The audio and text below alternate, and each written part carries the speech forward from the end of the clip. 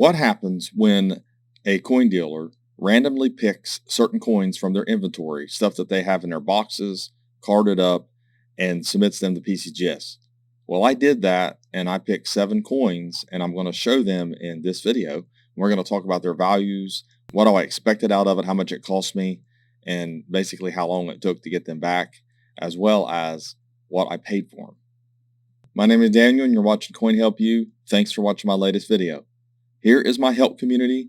The link is in the description of this video and in a pinned comment. If you need to ask me questions or ask questions at all, please go to the help community and ask. Also, I want to let everybody know I do not deal with ungraded mint errors or attribute mint errors over the phone or in emails or in the shop at all. Go Connecta.org, the website, and there's attributors through that. You can do that. Here's my website where we sell coins. We have all these different menu items you can choose from. They have drop downs. Now, if you're on your phone, it'll be like 3 little bars. You click on that and this will drop down for you on your phone. And you can look through and see everything that we have to offer on our website. We have a lot of graded coins, ungraded coins, gold, silver, silver eagles, and we just put up a bunch of silver eagles in Franklin House, and we tried to go with a little bit less than what they were selling for on eBay. So you need to check that out. Go over to portsmouthcoinshop.com. So here is the submission. We're going to look at each one of these. And as I said, I picked these out of our inventory, stuff that we had either carded up front to sell, and I thought maybe they might be submission worthy, or let's just see what the results are. Because typically if they came back problem free, all of them, they're going to be worth a little more than what we had on them ungraded. So here is an 1860 cleaned AU detail, and I'll tell you, it's just a really nice looking 3 cent.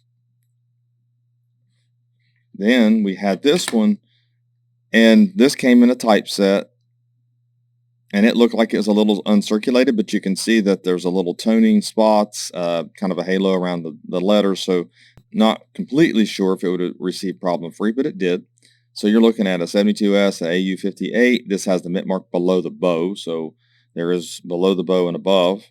So you see the bow in the back there, that S underneath it.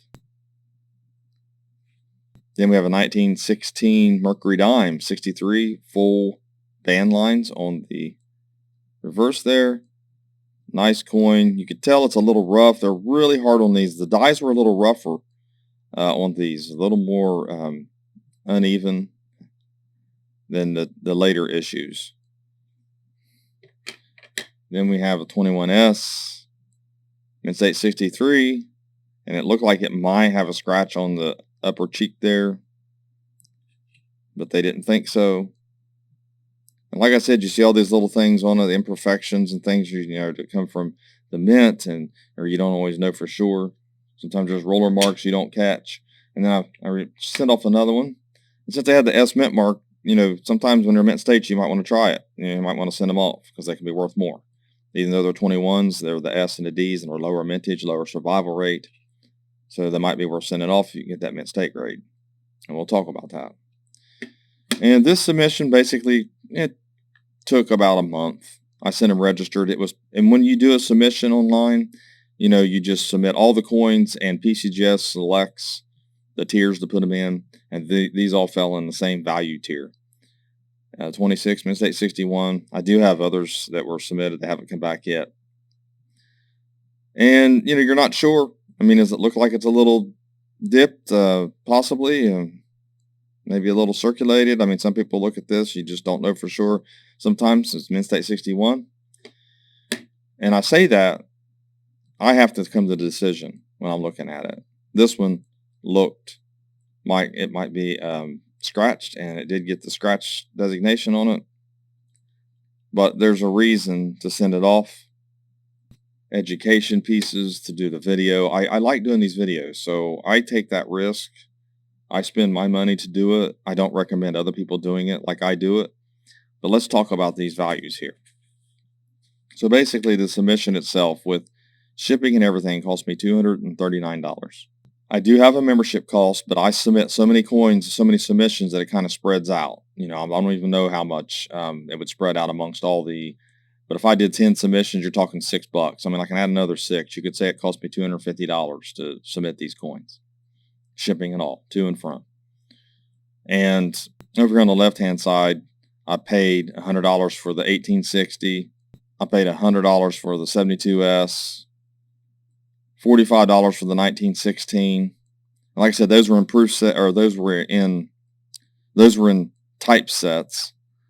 $60 for the 21S, both of them, and $55 for the 26, and that might have been around melt at the time. So you're buying these in lots. Sometimes they come in rolls. Sometimes they come in from dealers. I don't even know, except for the ones that were in the type set. These three here, know exactly where they came from. These. And like I said, end up having a problem with one of them, really low grade. Not something you typically send off for grading, but like I said, I like doing these videos. So, because it's for education, it helps you see what I do, or what you can do, what you shouldn't do. That's the whole reason for these. So I kind of messed up a little bit here. I put it Mint State 60. It's AU, not UNC details, but you're looking at something I might be able to sell for around $200. That's the AU price around the wholesale for it. Divide that 250 by 7, and that would make it around $35 a coin. So you add 35 onto all these and see, where I'm at, which I already did, the 475, what I paid for them, and plus you've got the 702. So that gives you an idea of what I could make on them. Now, if I would have sold these ungraded, I probably could have done, pretty close to what they are going to go for in the graded holders. But these three type coins, I was hoping to be problem free. But then look at the 72S. $250 is what PCGS puts it at. And yet, $155 is CPG. Now, to me, it's a nice coin. I'm going to ask more than $155. I'm probably going to go in the middle here at $200. I think that's fair for that coin. I think PCGS is a little high, but I also think that CPG's got a little low. On the 16, 170 is PCGS's price. 130, I think 130 is fine. The 21S, probably 140 is what I'm going to ask. PCGS has it at 150. CPG, which is the Coin Dealer Newsletter retail price, so 145. So I'll be 140. The 21S, I'm probably going to do the 100. It's got $100 PCGS, $130 is the CPG. So that's a little off. Like I said, you can't always trust pricing. That's what I try to tell people. You put your price comparisons down. You can put down PCGS, NGC, CPG, Numis Media, and then go and do your own research on eBay and Heritage, Great Collection, Stacks. And you put all those prices together and crunch them. You're going to see some inconsistencies across the board. And so you have to come up with a price that you feel comfortable with based off of the coin's appearance, things like that, to actually see what you're going to sell it for or what you're going to pay for it. 1926 Mint State 61, 95 is what PCGS had it listed at 120. With it being a 61, I'm probably going to be in the $95 range. I put 120 on it. I mean, I think that's a little much, but maybe I can get 100 out of it. Yeah. The scratch, I mean, we're talking probably around melt, honestly. I mean, $61 is a little over melt right now, I think, but $60 for it in the holder, that's probably about right. So you're looking at $702 total value, possible value in that range. And with the taking away the fees, $702. So if you do the math and you subtract, you're looking at basically $227 profit on these. Now, compared to, my costs and everything together, that doesn't seem like a lot. But like I said, this is for the video, and there was a chance this would get Mint State. Chance this would be a problem free, and it would have put it over the edge, if that would have gotten problem free. And, you take those chances when you are a dealer. If you are trying to maximize profits, I'll still do good on this. It's learning. I mean, my goodness, I can look at these really close, and no matter how many times you do this, you're always learning. You're always learning to grade. And sometimes the grading services go through, I'd say, phases or eras where they're a little more conservative, or they have a new grader on board that's better at grading piece dollars than the one before. You have a lot of change-ups going on.